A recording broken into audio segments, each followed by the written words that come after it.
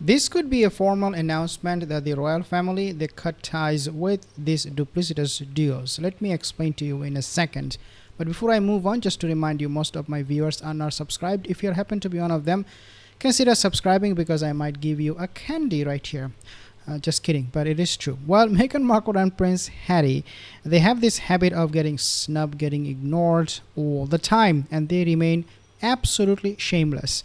Kim Kardashian, for example, when she threw her birthday party, she invited a lot of guests from Hollywood. So, for example, Lauren Sanchez, Ivanka Trump, and many other people. But who did she not invite? You guessed it right, Meghan and Harry. Does that make any difference for this shameless couple? Of course not. They keep on trying, but they keep on failing. So even for the Emmys 2024, they tried to lobby them. Meghan wanted to have some connection with the Hollywood, but again failed. They snubbed Meghan Markle and Prince Harry. And this is all coming from royal experts. Sometimes what you also see is that People magazine would be the one. Harry will be the first to call, and Meghan will be the first to call and tell them, oh, look what they did. They snubbed us, they ignored us, they did not invite us. Can you put it on your news? This is how most of the time we hear news something like this, because they should not be coming to the newspaper at all because they don't matter. But unfortunately, there are some newspapers who always want to give us the story of Meghan and Harry only, and they want to portray their story as sad couple, victim of racism, getting snubbed everywhere. People don't really respect them, people don't really care about them, and this is an ongoing thing. Now, obviously, with the invitation for the wedding, you remember the Duke of Westminster's wedding, they also got snubbed there.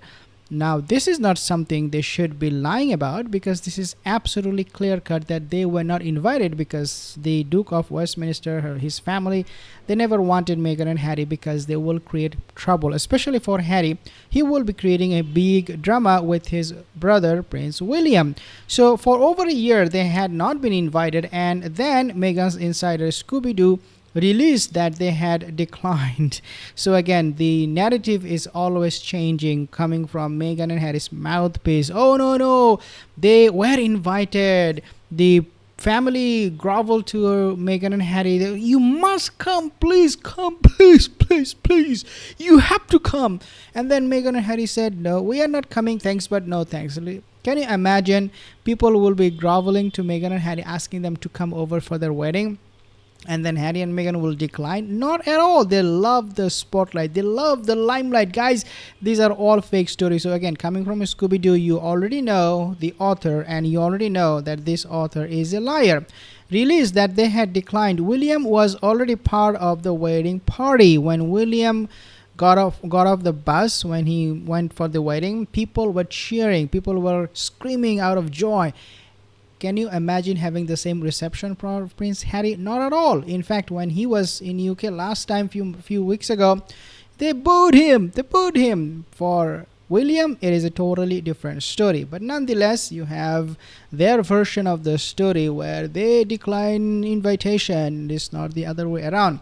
Harry and Meghan not invited to Duke of Westminster's wedding is a big deal. The reason for that is simple. This is a huge snub and ultimate blow, and it speaks volume in terms of their future relationship with the monarchy. If they are not part of the family, if they are not part of the monarchy in any way, shape, or form, even for a marriage of Duke of Westminster's, you can imagine how pariah they have become from the monarchy and the family members from there. When I see this, I don't just see it just as simple snub only. It is more than that. It speaks volume, and Meghan and Harry, they're losing connection, they're losing everything with the monarchy, and the monarchy is already showing signs that they're willing to cut ties with Harry and Meghan because they're not behaving. Obviously, when it comes to the friend's wedding, we see a lot of disinformation coming from Meghan and Harry's brand. Tell them we're the victim, can you cover this story? They snubbed us, they declined, they did this, they did that. I mean, sometimes they will say, yeah, we declined it. Sometimes they will say they'll change the narrative. No, they were the one who were rude people. They are racist people. They didn't invite. So it depends on the situation sometimes, but most of the time it is always, you will see coming from People magazine, the fault of other people, and not Meghan and Harry's when it comes to this kind of gathering and all that. Now the big thing coming, you ready? So Meghan Markle, Prince Harry, they are not invited to Trooping the Color 2024. Last year they were invited, but they declined. They said, okay, we're not coming. So this time they declined. Okay, we know that they declined. So this time it is so insulting. The monarchy is growing up. That's a good thing. They're growing up in this kind of situation, how to deal with this kind of situation. So yes, the monarchy, I know a lot of you are not happy with King Charles, the way he is dealing with Harry, but they are growing up, they're learning, because it did not happen to them before.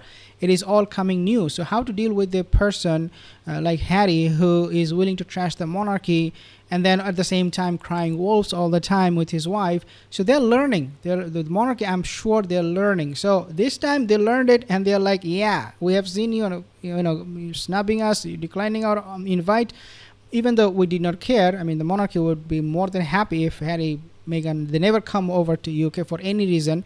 But then they were like, yeah, you snubbed us, you declined, and then you expect us to invite you again. Not gonna happen. Now, the final thing that I want to show you guys is something you may have missed. Okay, you may have missed, and this is what I'm talking about. So this video is a short clip, only for 8 seconds, but it speaks volume. So what I want to show you here is something very, very interesting. You can see Tracy James, Brian Robbins' wife.